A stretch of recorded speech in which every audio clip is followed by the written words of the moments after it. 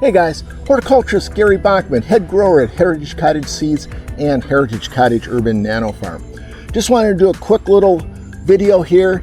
These are one of my favorite peppers. This is Hungarian Paprika, and it's really funny.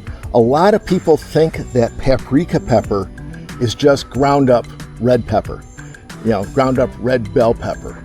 And oh, no, they're not. There's specific varieties for paprika pepper. This is just one that I like to grow. This is, like I say, this is the Hungarian. These will be harvested for seeds for Heritage Cottage Seeds.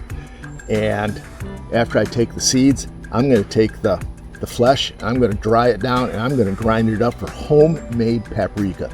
Nothing like it.